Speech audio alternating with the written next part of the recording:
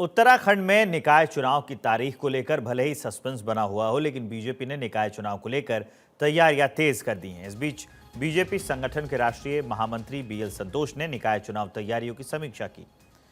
इस समीक्षा बैठक के लिए बीएल संतोष 2 दिनों के दौरे पर देहरादून में हैं और आज उन्होंने बीजेपी के दफ्तर में पदाधिकारियों के साथ मीटिंग की। इसके दौरान बीएल संतोष ने निकाय चुनाव से जुड़े प्रदेश के नेताओं के साथ चर्चा की। इस बैठक में प्रदेश अध्यक्ष महेंद्र भट्ट समेत सभी जिलों के प्रभारी, सह प्रभारी और नगर निगम चुनाव प्रभारी भी मौजूद रहे। वहीं बैठक में मौजूद शहरी विकास मंत्री प्रेमचंद अग्रवाल ने बताया कि जल्द ही उत्तराखंड में नगर निकाय चुनाव होने जा रहे हैं और जैसे ही आरक्षण का विषय पूरा होगा उसके बाद चुनाव कराने का ऐलान किया जाएगा। इस दौरान उन्होंने विपक्ष के आरोपों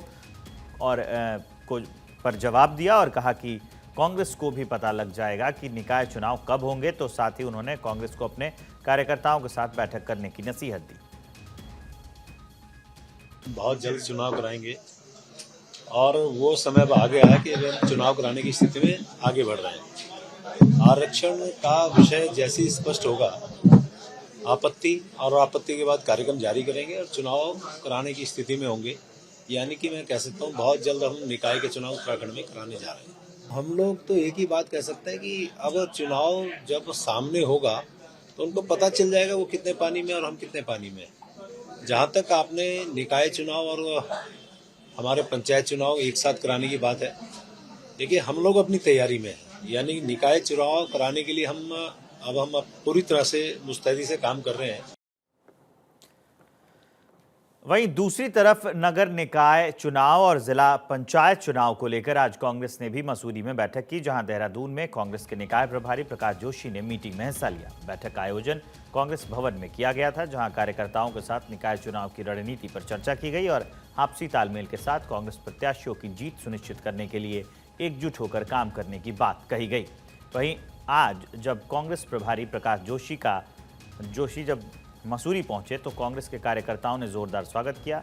इस दौरान शहीद स्थल झूला घर पर प्रकाश जोशी और कांग्रेस कार्यकर्ताओं ने राज्य आंदोलनकारी शहीदों को श्रद्धांजलि अर्पित की, जिसके बाद कांग्रेस भवन में बैठक का आयोजन किया गया। वहीं कांग्रेस के नगर अध्यक्ष अमित गुप्ता ने कहा कि कांग्रेस प्रभारी की बैठक से कार्यकर्ताओं को नया जोश मिला है। साथ ही उन्होंने नगर निकाय चुनाव में बड़ी जीत की उम्मीद जताई।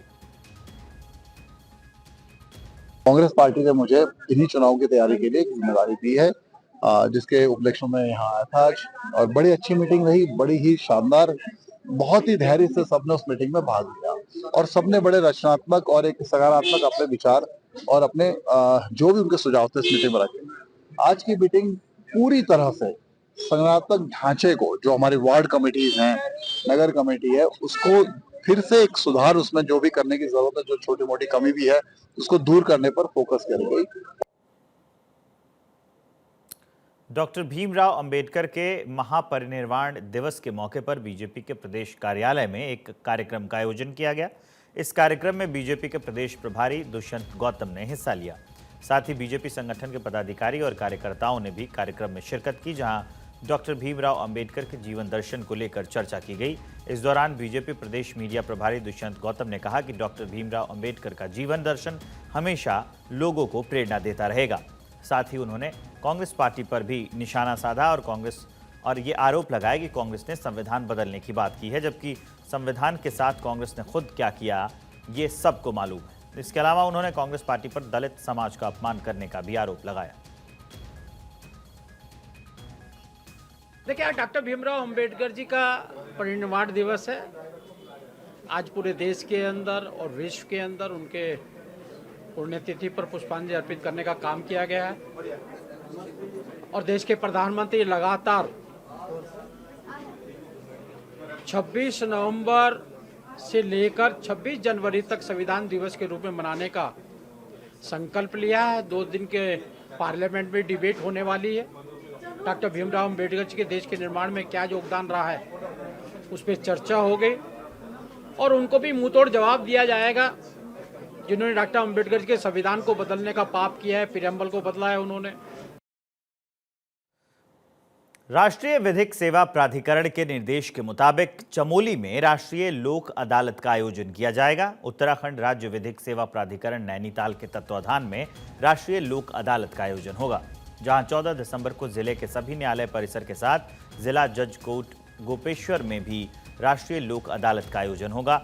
इस आयोजन में फौजदारी के मामले, 138 एनआई एक्ट के मामले, मोटर दुर्घटना प्रतिकर, वैवाहिक परिवार न्यायालय के मामले, श्रम, भूमि अर्जन, सिविल अपील, पुलिस अधिनियम समेत तमाम केस का निस्तारण सुलह समझौते के आधार पर किया जाएगा। इस सिलसिले में सिविल जज पुनीत कुमार ने आज प्रेस कॉन्फ्रेंस करते हुए जानकारी दी। साथ ही उन्होंने बताया कि जो भी व्यक्ति अपने मामलों को राष्ट्रीय लोक अदालत में निस्तारित करवाना चाहते हैं वो किसी भी कार्य दिवस में संबंधित न्यायालय में एप्लीकेशन दे सकते हैं।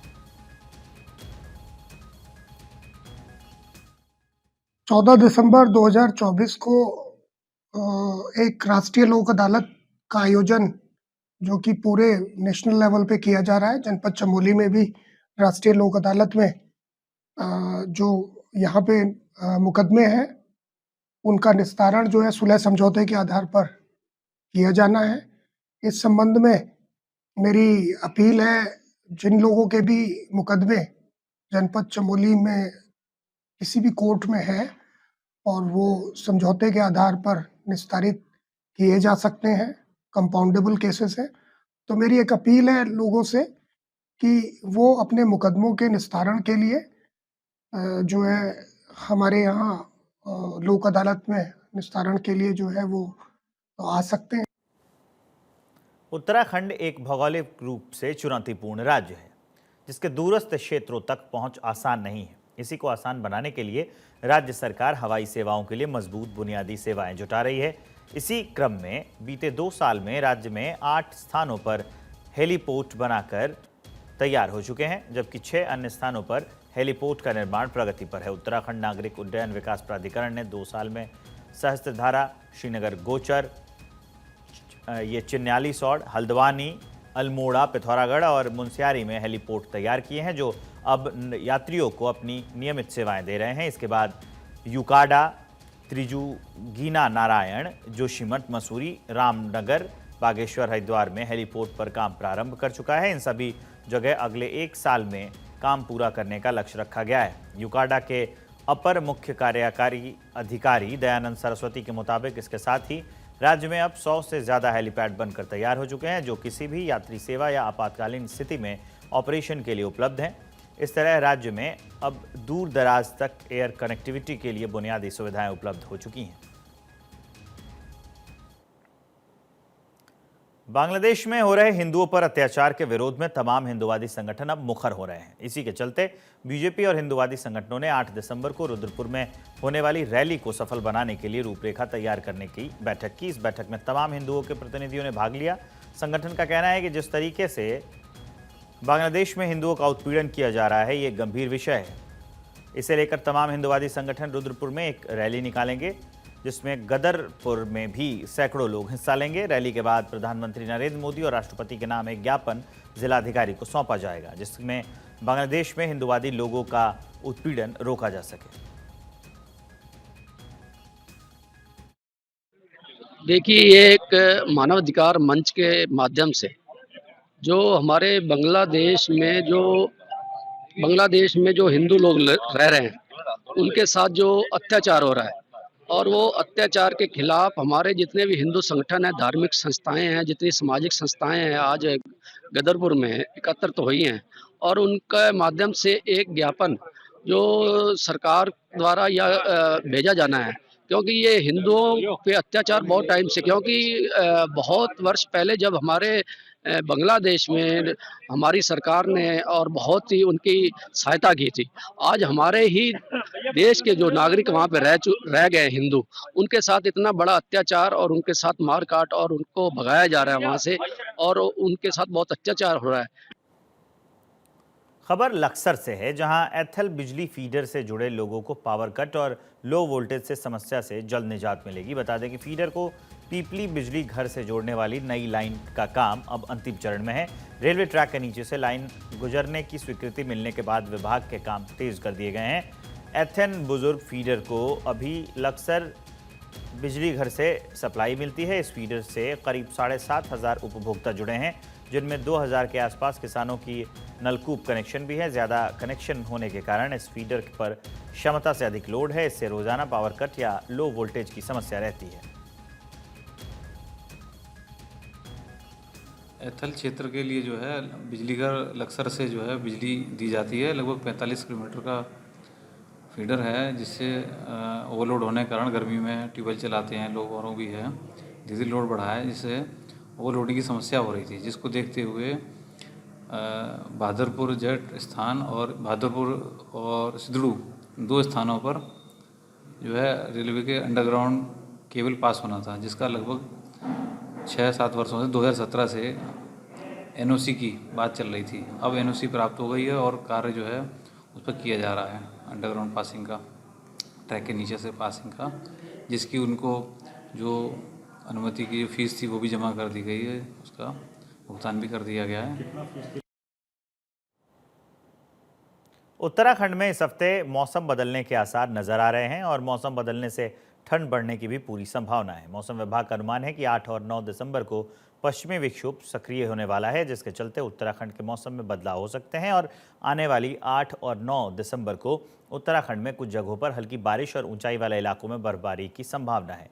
मौसम विज्ञान केंद्र देहरादून के मौसम वैज्ञानिक रोहित थपलियाल के मुताबिक पर्वतीय जिलों के 2500 मीटर से ज़्यादा ऊंचाई वाले इलाकों में बर्फबारी होने के आसार हैं। इसके अलावा 8 तारीख की दोपहर से रेनफॉल एक्टिविटी की संभावना है। इस दौरान देहरादून, हरिद्वार, टिहरी, पौड़ी, नैनीताल, उधम सिंह नगर जिलों में थंडरस्टॉर्म एक्टिविटी के बीच बिजली चमकने के आसार हैं।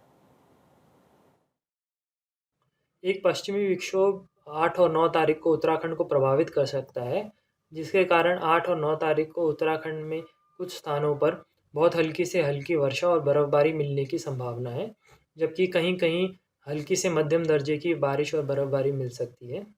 इसमें जो 2500 मीटर या उससे अधिक ऊंचाई वाले स्थान हैं, वहाँ पर बर्फ़बारी मिलने की संभावना है। साथ ही जो एक्टिविटी है 8 तारीख की दोपहर बाद जो है शुरू होने की संभावना है, जिसमें थंडरस्टॉर्म और लाइटनिंग एक्टिविटी भी जो है देहरादून, हरिद्वार, टिहरी, पौड़ी, नैनीताल या उधम सिंह नगर जनपद है, वहाँ पर देखने को मिल सकती है। हल्द्वानी में अतिक्रमण के खिलाफ प्रशासन का पीला पंजा चला। एसडीएम परितोष वर्मा और पीडब्ल्यूडी विभाग ने कार्रवाई करते हुए कुसुमखेड़ा चौराहा के चौड़ीकरण अभियान को तेज किया। एसडीएम परितोष वर्मा ने बताया कि अतिक्रमणकारियों को लंबे समय तक अपना अतिक्रमण खुद ध्वस्त करने का समय दिया था, लेकिन उसके बावजूद अतिक्रमण नहीं हटाया, जिसके बाद प्रशासन ने कार्रवाई की।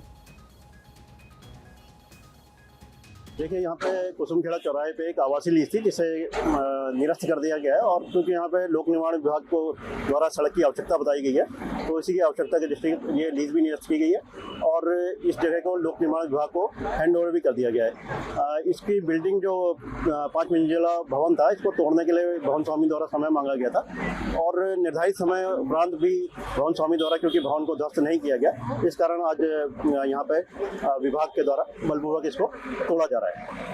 हमारे जो 13 चौराहे हैं उसके चौड़ीकरण में एक कुसुमखेड़ा था, इसमें हमको बहुत अच्छा यहाँ पे स्पेस मिला है।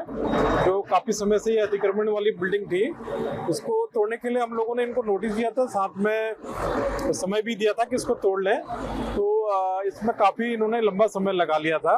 तो अंततः जो है पुलिस प्रशासन और हम सभी लोग यहाँ पर आज इकट्ठा हुए हैं, तो हमने निर्णय लिया है कि इस काम को हमें जल्द से जल्द शीघ्र निपटाना है और जनता के लिए हम इसको समर्पित कर रहे हैं चौराहे के रूप में।